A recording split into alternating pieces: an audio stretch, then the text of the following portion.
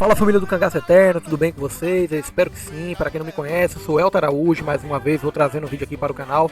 Antes de iniciar, como sempre, vou pedindo ajuda para vocês. Se inscrevam no meu novo canal, o Historicamente Falando. Eu deixarei o link logo aí abaixo, no primeiro comentário fixado. Agora, sem mais delongas, vamos para o vídeo.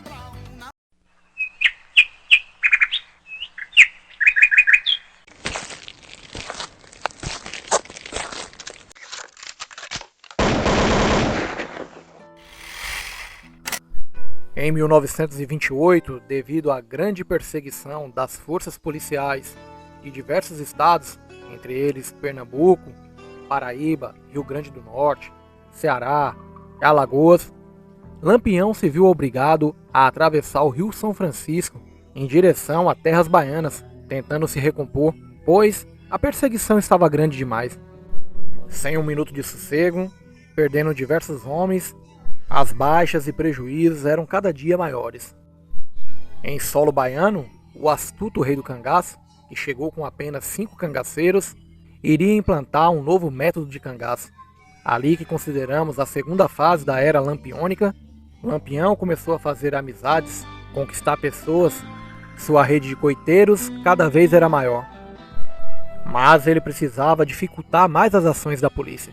Então, em uma sacada de gênio, ele cria os subgrupos e os divide.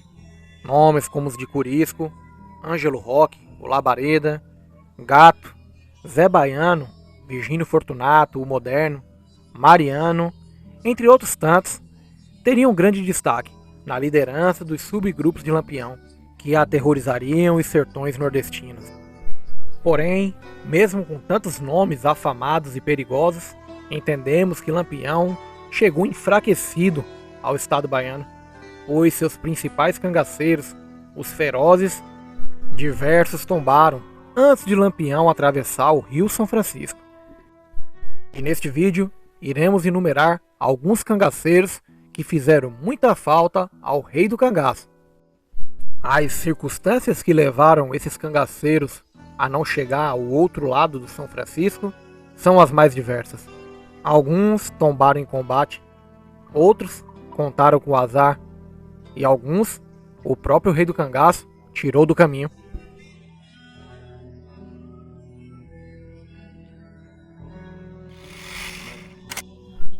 Em 22 de outubro de 1922, o bando de Lampião ataca a cidade de São José do Belmonte. A ideia de Virgulino era executar o coronel Luiz Gonzaga Gomes de Ferraz, o Coronel Gonzaga, uma promessa que ele tinha feito a Senhor Pereira ao assumir o bando.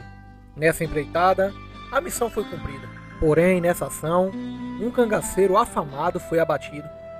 Ele mesmo, José Dedé, o Baliza, executado com tiros nas costas. A ordem teria vindo do próprio Lampião, pois Baliza não tinha aceitado a condição de Virgulino como líder. Ele queria ter assumido o bando de Senhor Pereira, por ser um cangaceiro mais experiente.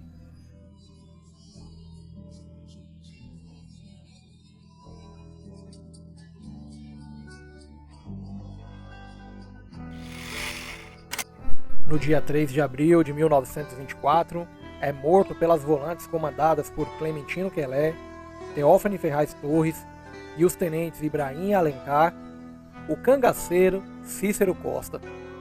Além de valente e arrojado, este cangaceiro era considerado o médico das caatingas. Por diversas vezes tratou e curou de cangaceiros do bando. Esse combate se deu na Serra do Catolé.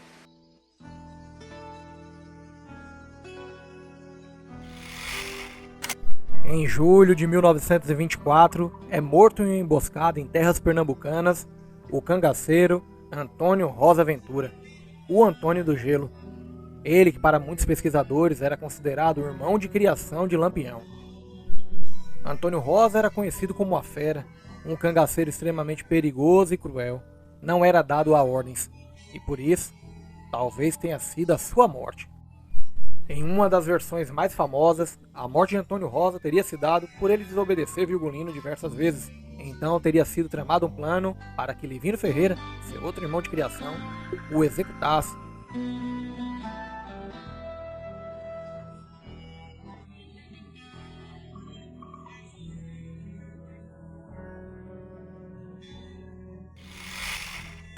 Já em agosto de 1924, Lampião tem uma grande baixa. Apesar desse cangaceiro não estar mais no bando, ele teria saído há pouco tempo devido a desentendimentos com os próprios irmãos de Lampião, Antônio Ferreira e Levino Ferreira. Trata-se de Meia-Noite, para muitos considerado como o cangaceiro mais valente de todos os tempos. O próprio Lampião reconhecia isso e dizia que Meia-Noite valia por 10 cangaceiros. E ele colocou essa fama à prova no dia de sua morte. A tradição oral diz que Meia-Noite enfrentou sozinho para mais de 80 homens das forças volantes. Algumas linhas de pesquisa colocam até mais de 100. Teria resistido bravamente, segurando fogo sozinho por muito tempo. Teria conseguido fugir, mas depois, ao pular uma cerca, teria quebrado o braço. Ferido, pediu ajuda e foi traído por essa pessoa, sendo morto então neste dia. Este fato se deu nas terras do sítio Tataíra, em Princesa Isabel, na Paraíba.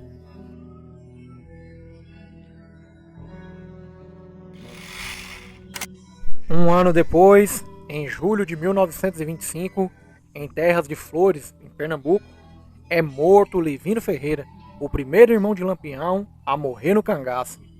Levino, que era considerado o mais arrojado, afobado de todos, se expôs, vindo a ser ferido gravemente por um tiro disparado pelas forças volantes. Veio a falecer dias depois. Esse fato se deu na Baixa do Juá. A junção de volantes pernambucanas e paraibanas ganharam os créditos dessa ação.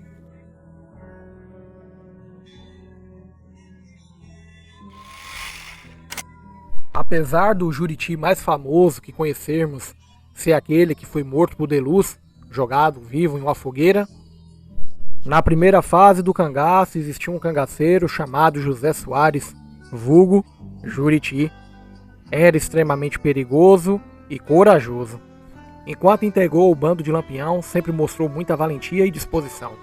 Seu vulgo seria repassado para outros homens, em lembrança a este perigoso cangaceiro. Ele teria sido morto, segundo o pesquisador Bismarck Martins de Oliveira, em seu livro Cangaceiros de Lampião de A a Z, em 30 de julho de 1926, em um tiroteio com a polícia na Fazenda Abóbora, no município de Triunfo, em Pernambuco.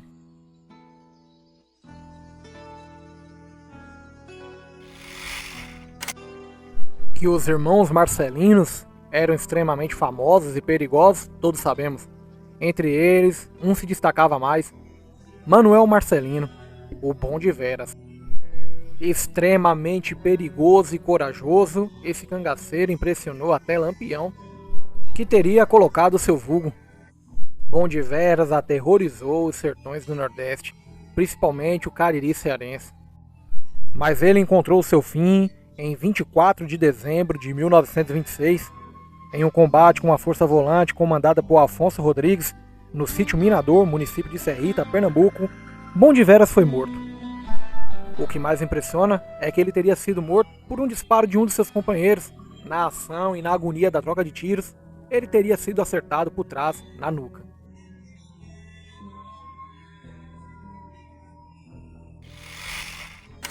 Entre fins de dezembro de 1926 e início de janeiro de 1927, há divergências com relação à data, Lampião sofreria o mais duro golpe de sua vida no mundo do cangaço.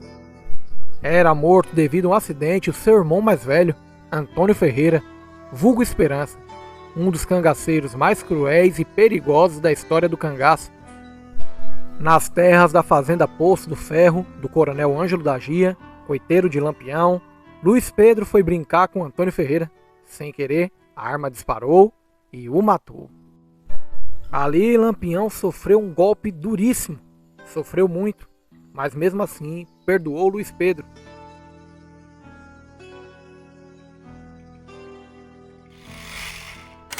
Em junho de 1927, depois da invasão mal sucedida à cidade de Mossoró, no Rio Grande do Norte, mais um duríssimo golpe para Lampião.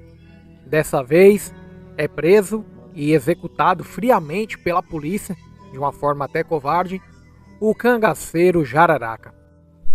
Perigoso e cruel, este cangaceiro caiu nas garras da polícia. Ora, Jararaca era terrível. De fato, ele morrer não seria uma tristeza para a sociedade, Porém, no caminho, a polícia o levou para um cemitério, onde já tinha uma cova aberta, e o executou. Jararaca teria sido enterrado vivo.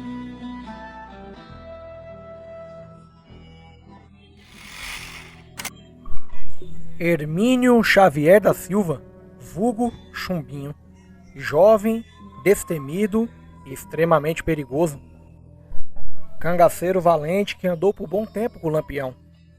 Em entrevista que Lampião deu no Ceará, Chumbinho é citado. Ora, era uma proeza um cabra tão jovem ganhar destaque em meio àquelas feras. Em todo o combate que participou sempre teve grande destaque. E não foram poucos, mas a vida do crime não compensa. Ainda jovem, no início de 1928, foi assassinado em um combate pela polícia.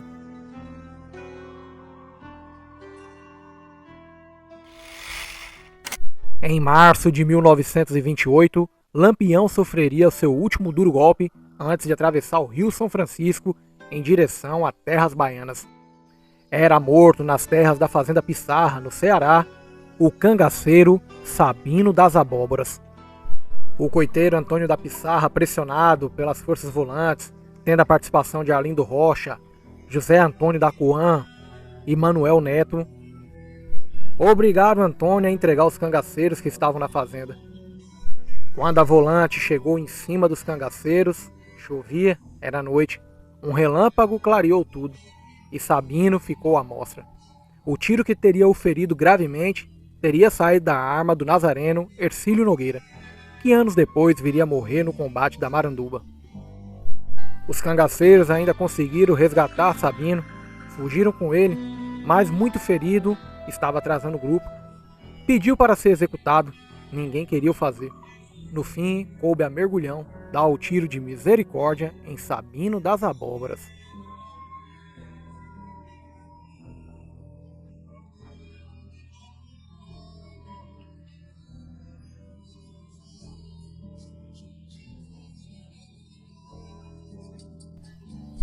Bem pessoal, eu encerro por aqui, espero realmente que vocês tenham gostado desse vídeo. Se sim, não esqueçam de deixar um like. Comentem aí também qual desses cangaceiros vocês acham que fez mais falta para Lampião. Monte a sua lista. No mais, eu me despeço por aqui, fiquem todos com Deus, um forte abraço e até a próxima!